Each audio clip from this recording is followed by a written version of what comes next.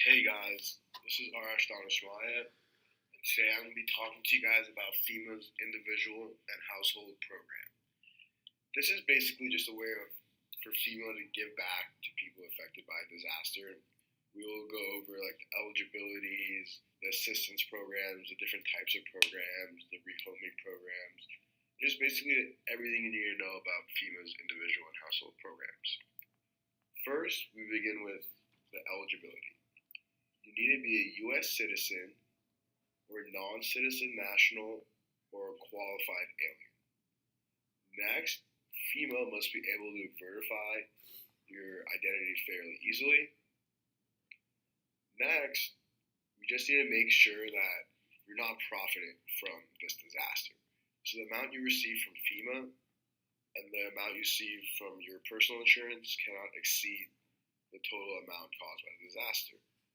And then lastly, FEMA will only cover you for damages that are from the declared disaster, not for something that happened before, so only from something that happened during the storm. Next, we have the IHP Housing Assistance Provision. There are two different types of provisions, and we're going to dive into both. But they are the financial housing assistance, and the direct housing assistance. One basically tackles the financial standpoint, and the other one basically tackles if you can't get financially reimbursed, where are you going to live and how are you going to live. Here, we're diving into financial housing assistance, which is basically FEMA just reimbursing or giving funds to people who now need help with their living situation because they can't live in their homes. Let's begin with the rental assistance. If a disaster ruins your home, FEMA will provide assistance for a temporary residence while your home is being fixed. Then we have the lodging expense reimbursement, which is basically under the rental assistance, which is just reimbursing you for hotels, motels, and short-term living expenses. And then next we have home repair assistance, which is very self-explanatory. Next, we have the direct housing assistance.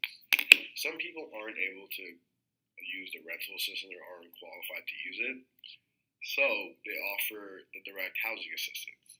This basically gives manufactured housing units to people to live in for temporary housing by FEMA, or FEMA is able to actually take control of the lease, and they go into the leasing agreement and they reconstruct it so that they are able to go in and repair faster than the actual company is able to.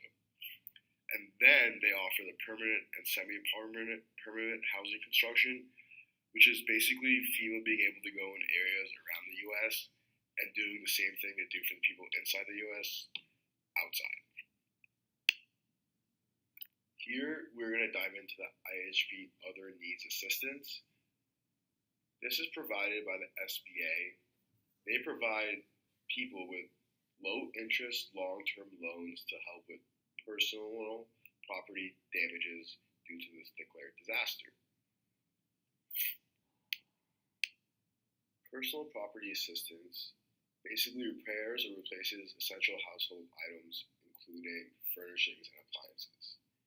Transportation assistance basically repairs or replaces a vehicle damaged by the disaster. And then moving and storage assistance is pretty self-explanatory. It covers moving and storage fees caused by the disaster. Now we have non-SBA dependent types of needs. It's important to know that you may be awarded a non-SBA loan regardless of the status of your SBA loan. And these help with funeral assistance, medical and dental assistance, child care assistance, basically just miscellaneous things you need help with. And then here I provide a long list of limitations and requirements. And this is my sources, and I just want to thank you guys for taking the time out of your day to view my presentation, and I hope you guys all have a good day today.